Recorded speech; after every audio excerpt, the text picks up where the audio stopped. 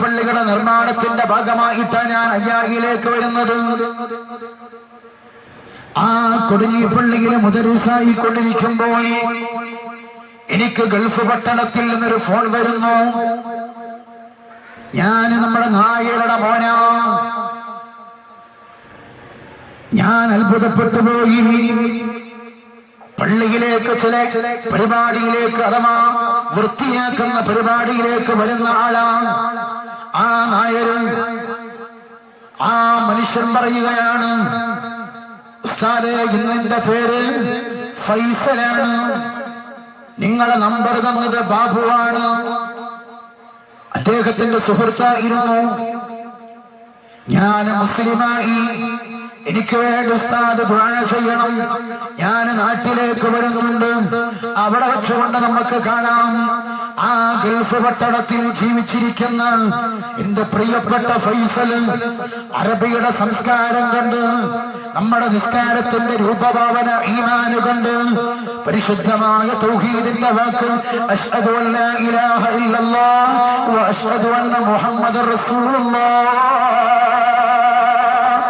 എന്ന വാക്ക് അക്ഷരാർത്ഥത്തിൽ ജീവിതത്തിൽ തെളിയിച്ച ആ ഫൈസലത ഗൾഫ് വിട്ടുകൊണ്ട് നാട്ടിലേക്ക് വരുന്നു.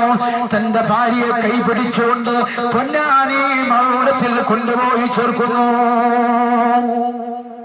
എത്ര സീരിയൽ നടികളാ അവിടെ വരുന്നത്, സിനിമയിൽ അഭിനയിച്ചവരാ അവിടെ വരുന്നത്.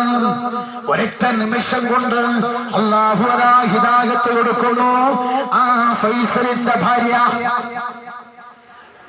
ഫൈസലിന്റെ ഭാര്യ പൊന്നാനിയിൽ പഠിച്ചുകൊണ്ടിരിക്കുമ്പോൾ അവിടുത്തെ ചില വിഷയമായി സംസാരിക്കാൻ ഒരു ചൊവ്വാഴ്ചന്റെ വീട്ടിൽ ഞാൻ ചികിത്സ നടത്തുന്ന ആ വീട്ടിലേക്ക് ആ ഫൈസൽ കടന്നു വരുന്നു. പുറത്തു നിൽക്കുന്ന ആളോട് പറയുന്നു, എനിക്ക് ടോക്കൺ വേണ്ട, ഉസ്താദിനൊന്ന് കാണാനോ, എനിക്കൊരു സംശയം ചോദിക്കാനോ. എന്റെ വീട്ടിലേക്ക് കടന്നു വന്നു.